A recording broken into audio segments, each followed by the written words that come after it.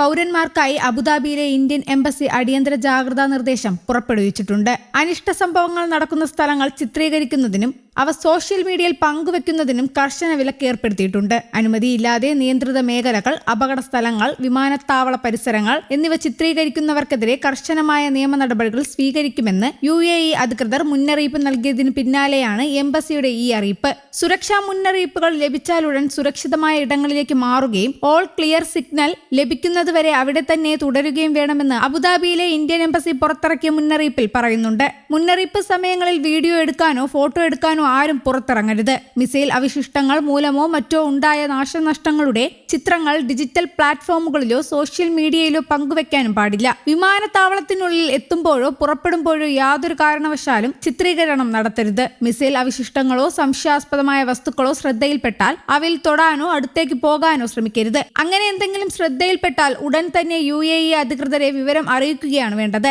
കുടുങ്ങിക്കിടക്കുന്ന യാത്രക്കാരെ ഇന്ത്യയിലേക്ക് തിരികെ എത്തിക്കുന്നതിനായി മാർച്ച് 8-ന് Abu Dhabi, Dubai, Muscat, Ras Al Khaimah, Sharjah എന്നിവിടങ്ങളിൽ നിന്ന് അധിക വിമാനങ്ങൾ സർവീസ് നടത്തും. യാത്രക്കാർ വിമാനത്തിന്റെ നിലവിലെ സ്ഥിതി ഓൺലൈനായി പരിശോധിച്ചതിനു ശേഷം മാത്രമേ വിമാനത്താവളത്തിലേക്ക് പോകാൻ പാടുള്ളൂ. എയർ ഇന്ത്യ ഡൽഹിയിൽ നിന്നും മുംബൈയിൽ നിന്നും ജിദ്ദയിലേക്കും, എയർ ഇന്ത്യ എക്സ്പ്രസ് മസ്കറ്റിൽ നിന്നും ഡൽഹി, കൊച്ചി, കോഴിക്കോട്, മംഗളൂരു, മുംബൈ, കണ്ണൂർ എന്നിവിടങ്ങളിലേക്കും, ജിദ്ദയിൽ നിന്ന് ബംഗളൂരു, കോഴിക്കോട്, മംഗളൂരു എന്നിവിടങ്ങളിലേക്കും മാർച്ച് 8-ന് ഷെഡ്യൂൾഡ് സർവീസുകൾ നടത്തും. എയർ ഇന്ത്യ ഡൽഹിയിൽ നിന്നും മുംബൈയിൽ നിന്നും ദുബായിലേക്കും, എയർ ഇന്ത്യ എക്സ്പ്രസ് UAE നഗരങ്ങളെയും ഇന്ത്യയെയും ബന്ധിപ്പിച്ച് 30 വിമാനങ്ങളും അധിക സർവീസുകൾ നടത്തും. യൂറോപ്പിലേക്കുള്ള വിമാന സർവീസുകൾ പുനരാരംഭിച്ചതായും ഈ മേഖലയിലെ പ്രധാന നഗരങ്ങളെ തമ്മിൽ വീണ്ടും ബന്ധിപ്പിക്കാൻ തുടങ്ങിയതായും ഇൻഡിഗോ അറിയിച്ചിട്ടുണ്ട്. മിഡിൽ ഈസ്റ്റിലേക്കുള്ള വിമാനങ്ങൾ നിശ്ചയിച്ചതുപോലെ തുടരുമെന്നും ഗൾഫ് രാജ്യങ്ങളിലുള്ള യാത്രക്കാർക്ക് മികച്ച യാത്രാ സൗകര്യം ഇത് ഉറപ്പാക്കുമെന്നും കമ്പനി വ്യക്തമാക്കി.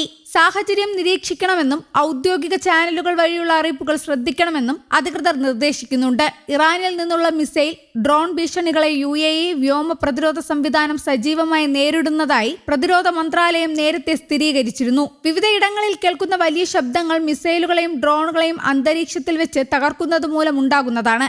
ജനവാസ മേഖലകളിൽ നേരിട്ടുള്ള ആക്രമണങ്ങൾ ഉണ്ടായിട്ടില്ല എന്നാണ് അധികൃതർ അറിയിക്കുന്നത്. അതേസമയം റിയാദ് വിമാനത്താവളത്തിൽ 3 ദിവസമായി കുടുങ്ങിക്കിടക്കുന്ന മലയാളി യാത്രക്കാർക്ക് ഒടുവിൽ ആശ്വാസം. വിമാനം ഇന്ന് രാത്രി 11:45-ന് പുറപ്പെടുമെന്ന് അധികൃതർ അറിയിച്ചു. ദോഹയിൽ നിന്ന് റിയാദ് വഴി കോഴിക്കോട്ടേക്ക് പോകേണ്ടിയിരുന്ന വിമാനം സാങ്കേതിക കാരണങ്ങളാൽ 3 തവണയാണ് റീഷെഡ്യൂൾ ചെയ്തത്. ഇതേ തുടർന്ന് സ്ത്രീകളും കുട്ടികളും അടങ്ങുന്ന വലിയൊരു സംഘം യാത്രക്കാർ കടുത്ത ദുരിതത്തിലായിരുന്നു. എന്നാൽ തടസ്സങ്ങൾ നീങ്ങിയതായും വിമാനം ഇന്ന് രാത്രി 11:45-ന് പുറപ്പെടുമെന്നും അധികൃതർ ഔദ്യോഗികമായി അറിയിച്ചു. ഇതോടെ ദിവസങ്ങൾ നീണ്ട അനിശ്ചിതത്വത്തിന് വിരാമമാകുമെന്ന പ്രതീക്ഷയിലാണ് പ്രവാസികൾ. News desk, Kerala Kaumudi.